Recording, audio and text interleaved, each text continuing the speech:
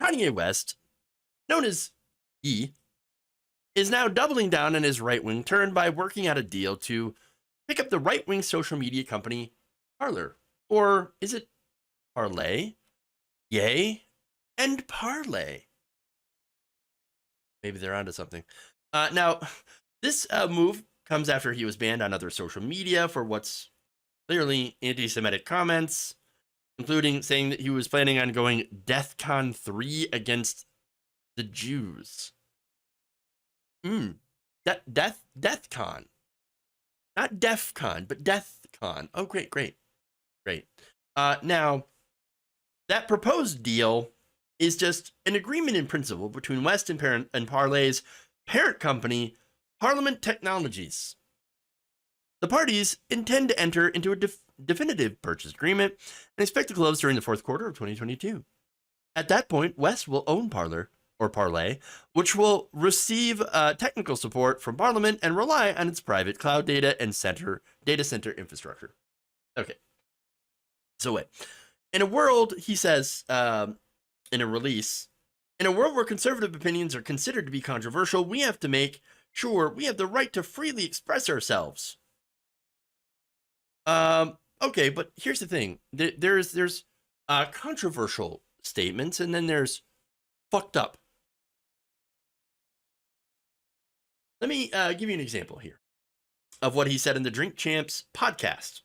He said, quote, "You just get used to being screwed by the Jewish media," saying that the Jewish media blocked me out.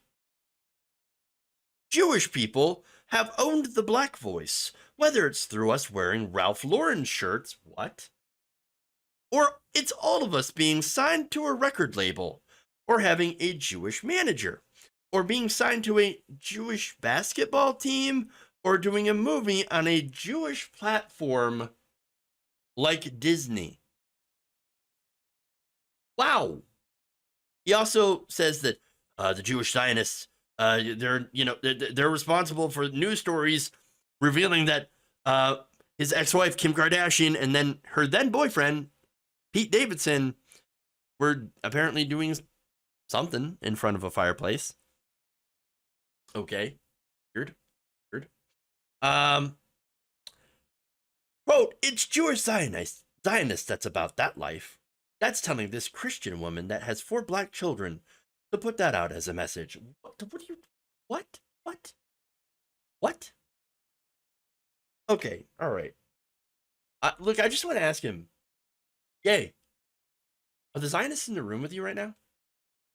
You see them. What are they saying? Jokes aside, there is a pretty well-documented history of what happens when you popularize this kind of weird-ass, anti-Semitic rhetoric, okay? You get terrorists attacking synagogues, you get people attacking Jewish people on the street because, somehow they believe that this average person is part of a cabal led by George Soros. Something. It's the oldest conspiracy theory in the book, honestly, which is the Jewish puppet master.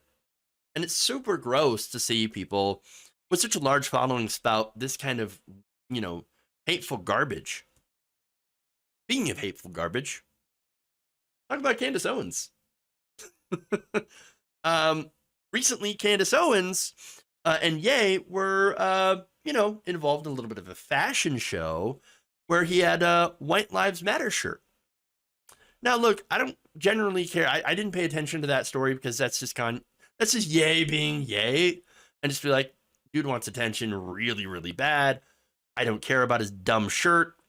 Okay, sure. But it worked. People are talking about him.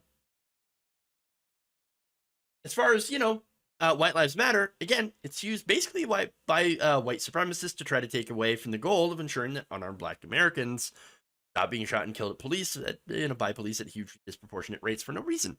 Okay, sure. Look, if that were happening to any other group, by the way, I would hope that people would also step in and say their lives matter too.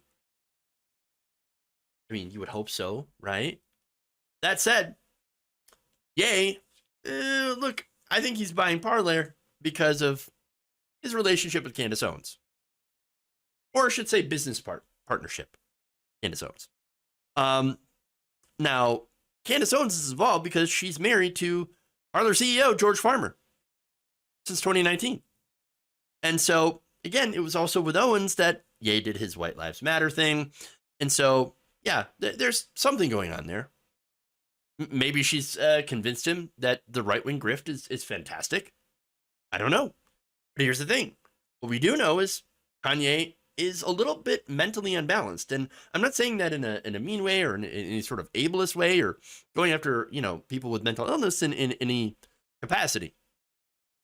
No, I know people that have bipolar, and he has a documented history of bipolar disorder.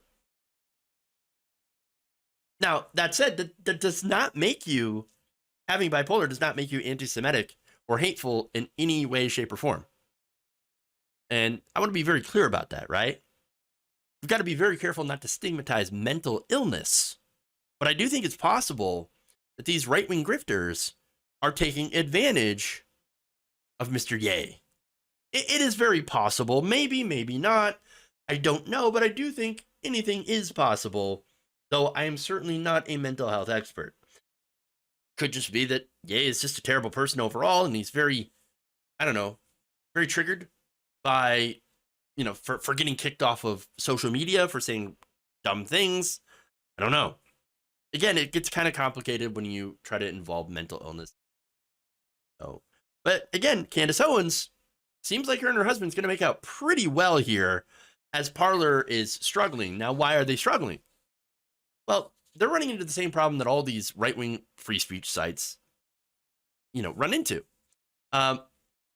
Since they have no or very little moderation tools, they're not really attractive to normal people. Normal people are not going to go on these sites where there's absolutely, no moderation in what people can say.